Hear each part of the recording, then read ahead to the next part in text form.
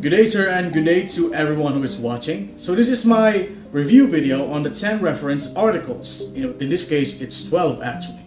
So the first article is Dialectic, the Dictum de Omnianic Thesis by Michael Crubillier and others. So this article's thesis on logic is that the dictum de omnianic thesis are two fundamental notions in Aristotelian dialectical reasoning. The chief strength in the article's argument is that it accounts for the historical sources regarding the subject as well as the discussion of secondary literature to solidify its argument. However, the weakness in its argument lies in the fact that it does not offer any practical instruction regarding its application, particularly in a contemporary setting. But nevertheless, this article has helped me realize that dialectical reasoning is a complex subject with many subcomponents that one may dive deeper upon.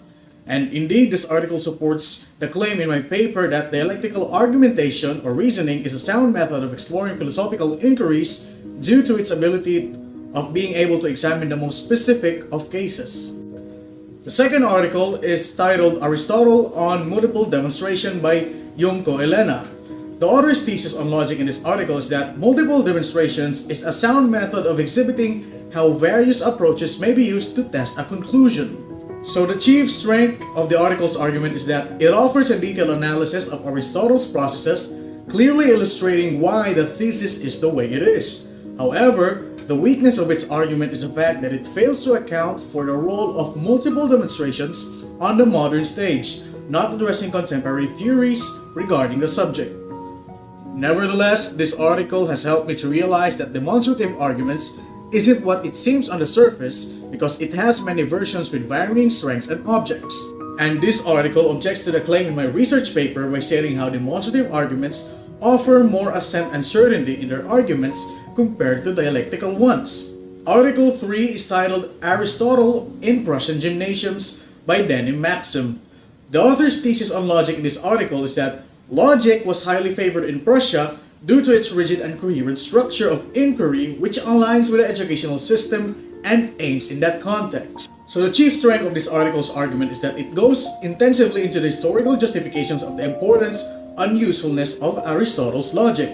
However, the weakness of its argument is the fact that due to its championing of Aristotelian logic, it often overlooks criticisms towards his works. Nevertheless, this article has helped me to realize that the main strength of Aristotelian logic lies in its clarity and rigid structure in exploring subjects of inquiries. And indeed, this article supports my research paper in a way that it stresses the gravity of the inquiry. So the fourth article is titled Dialectic, Persuasion and Science in Aristotle by Jamie Doe. The author's thesis on logic in this article is that dialectical arguments contribute to scientific knowledge through the refining process of dialogue. So the chief strength of the article's argument is that it offers quality in the subject by adequately distinguishing key concepts and illustrating why the thesis in the article is the way it is. However, the weakness of its argument lies in the fact that it solely focuses on the classical context of things and offers no indication how it would compare to other forms of reasoning in the modern setting. Nevertheless, this article has helped me to realize that it is not entirely true that demonstrative reasoning is the sole path to scientific knowledge, for dialectics can also reach that end. And indeed, this article solidifies my paper by highlighting the similarities of dialectics and demonstrations despite their differences. Article 5 is titled Introduction, the Formalization of Dialectics by Ficara Elena. The author's thesis on logic in this article is that the formalization of dialectics has led to its continuous evolution by adapting new systems in addition to its traditional structures. The chief strength of the article's argument is that it offers a detailed account of the approaches to the formalization of dialectics and how they can enhance the traditional structure. However, the weaknesses of its argument is the fact that it offers no account of how these additions may hold up in the real world by citing real-world examples and sources. Nevertheless, this article has helped me to realize that dialectical reasoning is not dogmatic and may evolve. Indeed, this article supports my claim in the paper that dialectical reasoning is a sound method of exploring subjects of inquiries by citing its fluidity and adaptability to the contemporary context. Article 6 is titled Rhetoric vs. Dialectics, a Critical Examination of Plato's Phaedrus by Prakash Giri. The author's thesis on logic in this article is that dialectics and rhetoric are distinct in the sense that the former is genuine and ethically sound, while the latter is potentially deceptive. So the chief strength of the article's argument is that it offers a detailed analysis and useful insight into the compare and contrast of rhetoric and dialectics. However, the weakness of its argument is the fact that it does not offer an account of other perspectives regarding the subject, failing to contrast his own views with that of others. Nevertheless, this article has helped me to realize that rhetoric and dialectics are two distinct entities with distinct objectives. Indeed, this article supports the claim in my paper that dialectics is a genuine method of inquiry in stark contrast to that of rhetoric. The seventh article is titled Dialectic After Plato and Aristotle by Oksana Goncharko. The author's thesis on logic in this article is that dialectic, though underwent significant developments after Plato and Aristotle, retained its importance in logical discussions.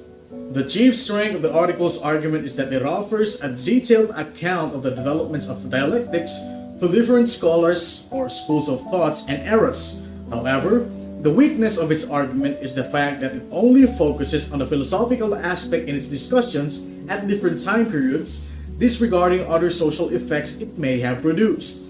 Nevertheless, this article has helped me to realize that dialectic is ever-changing and ever-evolving. And indeed, this article supports the claim in my paper that dialectics is a sound method of investigation because of its adaptability. Now, the eighth article is titled Aristotle's Syllogistic Underlying Logic by Colin King. The author's thesis on logic in this article is that Aristotle's logic, particularly syllogistics, is a structured and rigid system. The chief strength of the article's argument is that the author offers new insights and detailed discussion into Aristotle's logical systems. However, the weakness of its argument is the fact that it is only for people who are already well versed in the topic, which makes it hard to read for beginners. Nevertheless, this article has helped me to realize that Aristotle built the foundations which paved the way for various methods in philosophical discussions pertaining to logic. And indeed, this article supports the claim in my paper that it further supports the soundness of Aristotelian logical systems. The ninth article is titled The Aftermath of Syllogism by Joshua Mendelssohn. The author's thesis on logic in this article is that syllogism has underwent significant developments and adaptations throughout the centuries. The chief strength of the article's argument is that it offers a detailed account of the development of the field historically. However, the weakness of its argument is the fact that it merely touches upon the developments of different time periods lightly and does not dive deeper into the technicalities. Nevertheless, this article has helped me to realize that Aristotelian logical arguments has and will continue to evolve.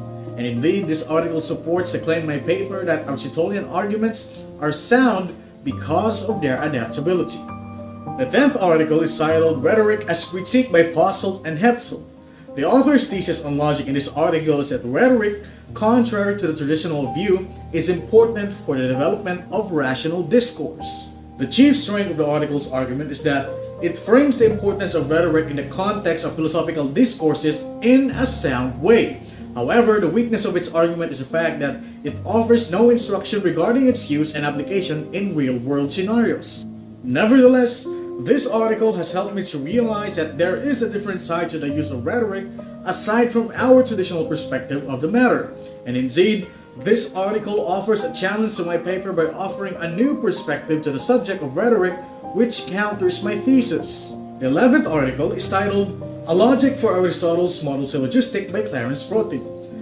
The author's thesis on logic in this article is that Aristotelian logical models may be expanded and adapted beyond its traditional structure. The chief strength of the article's argument is that it offers a detailed system of the potential adaptation offering a new structure. However, the weakness of its argument is the fact that the new structure could diverge from the object and intentions of the original. Nevertheless, this article has helped me to realize that new approaches may be adapted to traditional structures of Aristotle's logic. And indeed, this article supports my claim in my paper that Aristotelian logic, and particularly syllogism, is versatile and adaptable. And finally, the last article, Objective Evaluation of Demonstrative Arguments by Truchet, Xiao, and Mercier. The author's thesis on logic in this article is that people can evaluate demonstrative arguments objectively despite personal biases. The chief strength of the article's argument is that it offers empirical evidence to support its claims.